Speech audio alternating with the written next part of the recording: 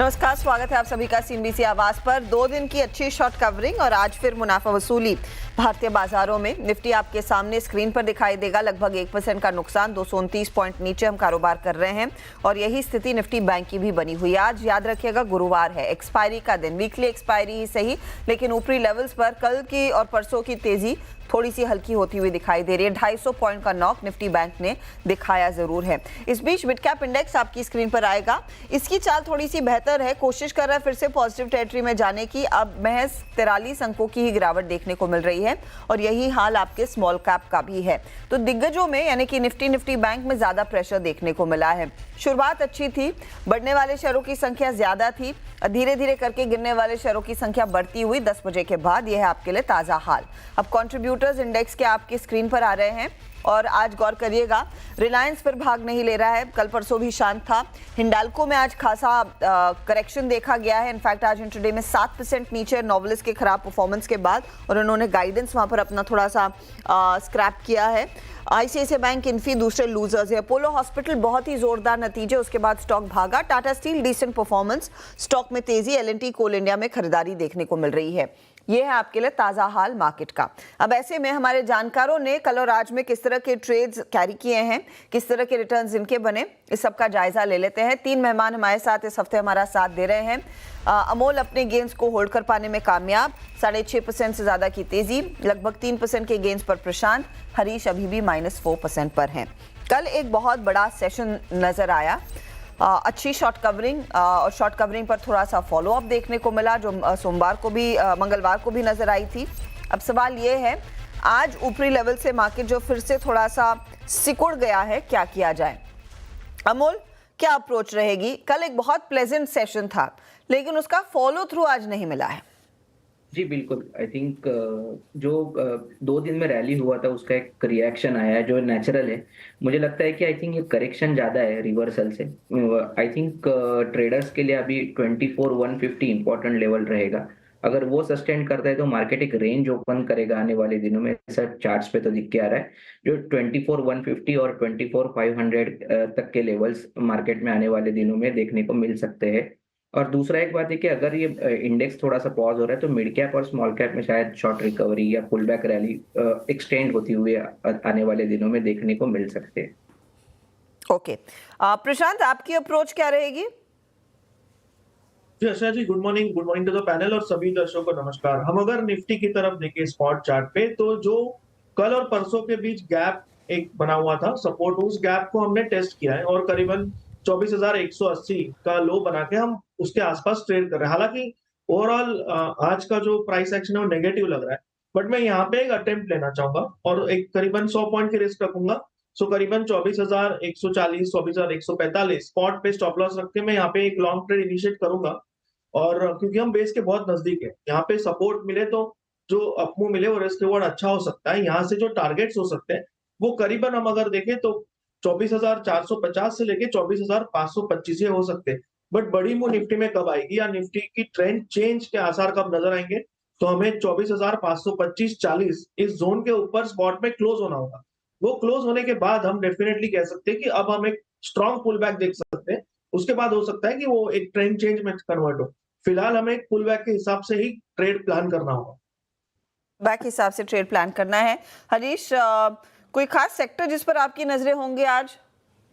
असल जी, जिस तरह से मार्केट है आज थोड़ा बहुत प्रॉफिट बुकिंग देखने मिला है, लेकिन मुझे लग रहा है कि नीचे लेवल्स पे सपोर्ट्स है और स्टॉक स्पेसिफिक में भी अच्छा खासा मोमेंटम है आज भी, और शॉर्ट स्मॉल और मिड कैप में, और स्पेशली और केमिकल स्टॉक्स में थोड़ा बहुत पॉजिटिव ट्रेंड इंडिकेट कर रहा है। तो मुझे लग रहा है कि आज केमिकल और थोड़ा, और बैंक निफ्टी भी ऑलमोस्ट करेक्ट हो चुका है, सपोर्ट्स पास आ चुका है। मुझे लग रहा है कि बैंक निफ्टी यहाँ से रिकवरी हो सकता है, तो बैंक्स में मेरे से पीएसयू बैंक में थोड़ा ध्यान देना चाहिए। बैंक्स पर आपकी नजरें रहेंगी। चलिए अब ट्रेड्स लेना शुरू करते हैं। हरीश का ही पोर्टफोलियो आप लेकर आइएगा स्क्रीन पर। हरीश के केस में देखिए 2 ट्रेड्स ये कैरी कर रहे हैं, एक बीएमएल का, दूसरा गोदरेज प्रॉपर्टीज का। अच्छा, गॉडफ्रे फिलिप्स में इन्होंने फाइनली प्रॉफिट बुक कर लिया कल के सत्र में और बीएसई में भी प्रॉफिट बांध लिया। हरीश, नया ट्रेड? नवीन फ्लोरिन में करंट लेवल से बाय करने के लिए बहुत दिनों के कंसोलिडेशन के बाद आज एक ब्रेकआउट दिया है। मुझे लग रहा है केमिकल स्टॉक्स में जैसे बताया कि मोमेंटम है, तो मुझे लग रहा है कि नवीन फ्लोरिन एक अच्छा बेट रहेगा करंट लेवल्स पे बाय करने के लिए। और ऊपर के टारगेट्स बनेंगे 3760 का और स्टॉप लॉस रहेगा 3440। तेजी वाला ट्रेड नवीन फ्लोरिन 1.5% ऊपर है, 3760 के टारगेट के लिए मौका खरीदारी का है। ठीक है, अब आइए अमोल के पोर्टफोलियो पर, और अमोल के केस में आप गौर करेंगे तो टाटा मोटर्स में स्टॉप लॉस ट्रिगर हुआ, एसबीआई लाइफ में स्टॉप लॉस ट्रिगर हुआ है आज, संवर्धन मदरसन में इन्होंने प्रॉफिट बांधा। अमोल बताइए नया ट्रेड के साथ ही जाना चाहूंगा। तो एक आईडीबीआई मुझे अच्छा लग रहा है, 8650 के आसपास मैंने पिक किया था, अभी थोड़ा सा ऊपर है स्टॉक। पोजिशनली टारगेट निकल के आ रहे हैं 93 और 95 के, और स्टॉप लॉस उसका रहेगा 84.50 का। I think overall PSU bank as a index भी अच्छा परफॉर्म कर रहा है, टॉप परफॉर्म हो रही है ये मंथ में सो फार। और आज वापस से आईटी में थोड़ा सा दिक्कत है, तो मुझे लगता है वापस बैंकिंग स्टॉक के ऊपर ध्यान रहेगा, तो इसमें एक आईडीबीआई एक प्रॉमिसिंग फॉर्मेशन पे दिख रहा है। आईडीबीआई बैंक 93 का टारगेट और 8450 के स्टॉप लॉस के साथ यहाँ पर एक बाय साइड का ट्रेड लेकर चले। प्रशांत का पोर्टफोलियो अब स्क्रीन पर रखते हैं, और प्रशांत ने शोभा में एग्जिट कर लिया आज सुबह में, और जोमेटो के ट्रेड में 261.40 पर भी प्रॉफिट बांधा है। प्रशांत नया स्टॉक? जी हर्षा जी, मुझे यहाँ पे एक स्ट्रॉन्ग बेस फॉर्मेशन और कन्विंसिंग मूव नजर आ रही है स्वान एनर्जी में। करीबन 533-34 के आसपास स्पॉट ट्रेड कर रहा है। मैं यहाँ स्टॉप लॉस डे लो के नीचे यानी 490 पे रखूंगा। पोजिशनल अप्रोच यहाँ रखना होगा, और यहाँ से आपके टारगेट्स होने चाहिए करीबन 625 से लेके 630। ओवरऑल एक ट्रेंड चेंज के जो इनिशियल आसार नजर आते हैं वो नजर क्लियरली आ रहे हैं। दूसरी बात, 20 दिनों के एवरेज के ऊपर हम जब आए तो वॉल्यूम जो है वो पिछले ऑलमोस्ट 40 दिनों के डेली वॉल्यूम से ऑलरेडी ज्यादा हो चुका है। सो डेफिनेटली मैं यहाँ एक अच्छी मूव एक्सपेक्ट कर रहा हूँ। ओके, 635 आप कह रहे हैं उस तरफ जाएगा ये काउंटर, और स्टॉक इस समय 40 रुपए के गेंस पर है। 490 आपके लिए स्टॉप लॉस का काम करेगा। एक एक ट्रेड अमोल और प्रशांत दोनों जोड़ पाएंगे। हरीश के पोर्टफोलियो में तीनों स्टॉक्स हैं, उस पर आएंगे, बात करेंगे, लेकिन फिलहाल एक ब्रेक के बाद आज एक स्टॉक जो अच्छा फोकस में एटलीस्ट रहा है वो है ब्लू स्टार के नतीजे अच्छे रहे, हालांकि स्टॉक में ऊपरी लेवल से आ रहा है मुनाफा वसूली का दबाव। अब आउटलुक क्या बन रहा है उस पर कंपनी के चेयरमैन और एमडी से होंगी बातचीत ब्रेक के बाद। सीएनबीसी आवाज पर अब कुछ नंबर्स की बात की जाए, ब्लू स्टार आपकी स्क्रीन पर लेकर आएंगे वो शेयर। वैसे सेकंड क्वार्टर के नंबर्स हम पढ़ रहे थे, और सुबह से ही हमने आपके लिए मेंशन किया था कि एक बहुत बढ़िया परफॉर्मेंस देखने को मिला है। मुनाफे में 36% का इजाफा, 96 करोड़ का मुनाफा, रेवेन्यू 20% बढ़ता हुआ दिखाई दिया। अब अगर आप मार्जिन देखेंगे तो वो भी इनफैक्ट स्टेडी ही रहे हैं इस पर्टिकुलर क्वार्टर में, और साथ ही साथ इबिटा 22% बढ़ा है। तो यहाँ से आगे की स्थिति क्या बन रही है, सब पर बातचीत करने के लिए मेरे साथ कंपनी के चेयरमैन और मैनेजिंग डायरेक्टर वीर अडवाणी जुड़ रहे हैं। मिस्टर अडवाणी, स्वागत है आपका सीएनबीसी आवाज पर। एक स्ट्रॉन्ग क्वार्टर रहा है, शुरुआत में आपके ऑर्डर बुक से करना चाहूंगी। इस पर्टिकुलर क्वार्टर में Q2 में ऑर्डर्स में कितना इजाफा देखने को मिला, और कितना पिकअप फिर Q3 में भी रिफ्लेक्ट होगा? जी हाँ, नमस्ते, thank you for having me. हमारी ऑर्डर बुक 6,600 करोड़ तक बढ़ी है, 10% बढ़ी है ये क्वार्टर में। Q1 में ऑर्डर इनफ्लो थोड़ा कम था, क्योंकि आपको हमने समझाया था कि गवर्नमेंट ऑर्डर्स के ऑर्डर फाइनलाइजेशंस डिलेड थे इलेक्शन की वजह से। Q2 में इंक्वायरीज अभी बढ़े हैं, ऑर्डर फाइनलाइजेशंस भी शुरू हुए हैं, मगर Q3 और Q4 में गवर्नमेंट ऑर्डर्स के ज़्यादा फाइनलाइजेशंस होंगे। हमारे ऑर्डर बुक तो बढ़ी है 10%। सबसे बढ़िया सेगमेंट डेटा सेंटर्स और फैक्ट्रीज में ऑर्डर इनफ्लो आए हैं। डेटा सेंटर का डिमांड बहुत ही स्ट्रांग है। आपको पता होगा कि भारत में जो भी इंस्टॉल्ड कैपेसिटी है लगभग 1,000 मेगावाट के, वो 2-3 साल में 2,000 मेगावाट तक बढ़ेगी, और उससे 5,000 मेगावाट से ज़्यादा भी बढ़ेगी उसके बाद। Blue star data centre MEP और EPC में लीडर है, तो हमें इस क्वार्टर में 2 या 3 नए डेटा सेंटर के ऑर्डर्स मिले हैं।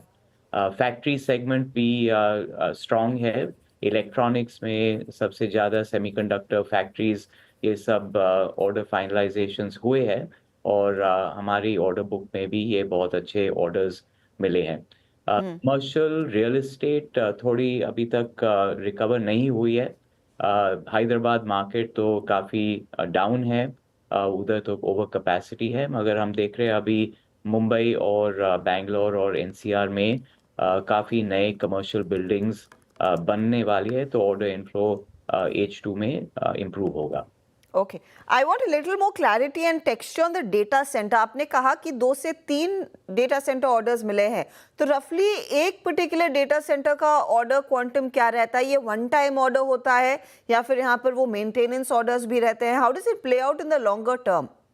तो जब भी तो ऑर्डर इनफ्लो जब भी समझो कि 20 मेगावाट की डेटा सेंटर बन रही है, तो वो फेजेस में ऑर्डर्स अवार्ड करते हैं। समझो कि 20 मेगावाट्स में 2 या 3 फेज के ऑर्डर्स आएंगे। हर फेज का ऑर्डर लगभग 100 करोड़ का होता है, तो काफ़ी बड़ा नहीं है, मगर जो अच्छा है कि ये 100 करोड़ का ऑर्डर 9 to 12 मंथ्स में एग्जीक्यूट होता है, क्योंकि टाइमलाइंस बहुत ही टाइट है। तो इस क्वार्टर में हमें 3 ऑर्डर्स ऐसे मिले हैं, और हमें लगता है कि H2 में भी 3-4 और ऑर्डर्स इस किस्म के आएंगे। ओके, पिछली बारी जब आपसे बात हुई थी आपने कहा था रूम एसी और कमर्शियल एसी बिजनेस में डिसेंट परफॉर्मेंस है। ये सेकंड क्वार्टर में कितना और पिकअप होता दिखाई दिया?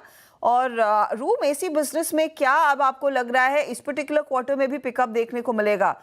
क्योंकि नवंबर के महीने में भी मुंबई में तो लगभग हर पूरे साल हम एसी यूज करते हैं, लेकिन दिल्ली में भी मैं कई दोस्तों से बात कर रही थी, they still using air conditioners, which is quite surprising.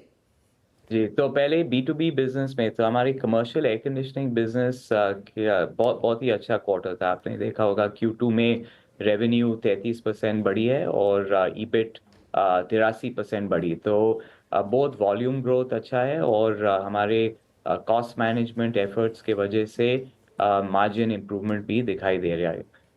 तो कमर्शियल एयर कंडीशनिंग में ये जो भी सेक्टर्स हमने अभी प्रोजेक्ट्स बिजनेस के बारे में बात किया था, data centres, factories, offices, retail malls, ये सब में काफ़ी डिमांड तेज है।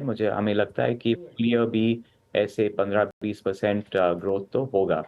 रेजिडेंशियल मार्केट में एक्चुअली Q2 बहुत ही अच्छा क्वार्टर था ब्लू स्टार के लिए और इंडस्ट्री के लिए भी।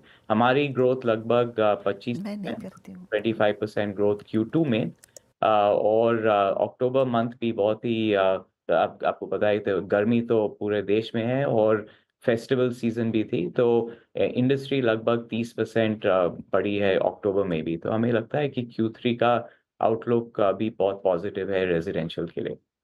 रफली फिर ये H2 में कैसे ट्रांसलेट करेगा?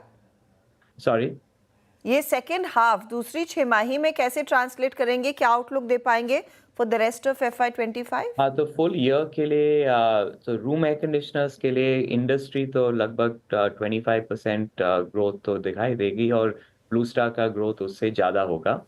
B2B बिजनेस में 15 to 20% ग्रोथ तो आराम से हम डिलीवर कर पाएंगे। तो आउटलुक पॉजिटिव है। ऑफ कोर्स ये इलेक्शंस, US इलेक्शंस की वजह से थोड़ा सप्लाई चेन के कंस्ट्रेंट्स और चैलेंजेस तो बढ़ेंगे, और इंडियन गवर्नमेंट भी काफ़ी फोकस कर रहा है चाइनीज़ इंपोर्ट्स को रिड्यूस करने में, तो उसकी वजह से हमारे सप्लाई चेन्स में काफ़ी काम करना होगा कि ताकि हम डी रिस्क कर पाएंगे। तो वो सब अभी H2 में फोकस है ब्लू स्टार के लिए, मगर डिमांड आउटलुक पॉजिटिव है। अरवानी जी, हमारे लिए समय निकालने के लिए, and good luck for H2। Thank you. चले लेंगे एक छोटा सा ब्रेक। आज ब्लू स्टार थोड़ा सा नर्म है डिस्पाइट द फैक्ट कि बहुत ही स्ट्रॉन्ग क्वार्टर इनके लिए उभर कर आया। वक्त हो रहा है एक ब्रेक का। ब्रेक में जाते जाते मैं आपको याद दिला दूं, अगर आप अपना खुद का कारोबार शुरू करना चाहते हैं तो इससे बेहतर समय नहीं होगा, और आप ही की मदद के लिए CNBC आवाज़ एक खास वेबिनार लेकर आ रहा है, स्टार्टअप गुरुकुल, जहां पर आपको इंडस्ट्री के सबसे बेहतरीन वेंचर कैपिटलिस्ट, जाने माने और एस्टैब्लिश्ड फाउंडर्स, 2 यूनिकॉर्न्स दरअसल एक मंच पर आएंगे और आपको बताएंगे कि उनकी सक्सेस स्टोरीज और फेलियर से आप क्या कुछ सीख सकते हैं। तो फटाफट रजिस्टर कीजिएगा। 7 दिसंबर को ये वेबिनार आपके लिए खास आयोजित है।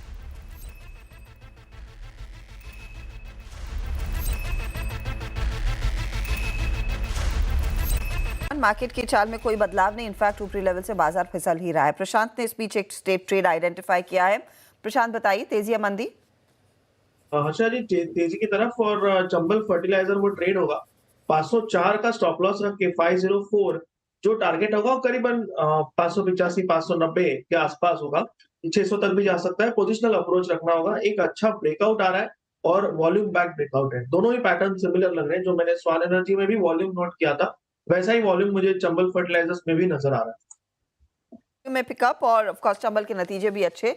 स्टॉक 595 के लिए आप तेजी में रख सकते हैं। 504 आपका स्टॉप लॉस रहेगा। अमोल ने एक ही ट्रेड लिया है। 93 का टारगेट है आईडीबीआई बैंक में। 8450 स्टॉप लॉस, एक जगह खाली है। आईडीबीआई बैंक इनके लिए आज थोड़ा सा ड्रैग है, ज़्यादा कुछ योगदान नहीं है।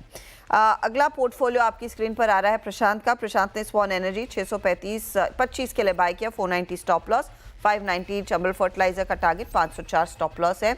दोनों में इस समय बेहतर ट्रेड जो है वो लार्जली स्वान एनर्जी ही बन रहा है। हरीश ने बीएमएल और गोदरेज प्रॉपर्टीज के ट्रेड को कैरी किया। बीएमएल का टारगेट 4600, 3200 का टारगेट गोदरेज का, और नवीन फ्लोरिन नया जोड़ा है 3760 के लिए। 3440 स्टॉप लॉस है। तीनों में बेहतरीन ट्रेड साबित हुआ है बीएमएल। गोदरेज लेकिन ड्रैग कर रहा है इनके पोर्टफोलियो को। अब लेकर आते हैं आपके लिए ओवरऑल रिटर्न्स खिलाड़ी नंबर 1 के। तो प्रशांत अब आगे निकल चुके हैं। 7% के गेन्स इनके फेवर में। वो जोमेटो में प्रॉफिट बुक करके फायदा इनके हाथ लगा है। अब अमोल है करीब 3.39% पर और -2.5% के रिटर्न्स इस समय हरीश के। लेंगे एक ब्रेक, आगे जायजा कमोडिटी मार्केट की एक्टिविटी का।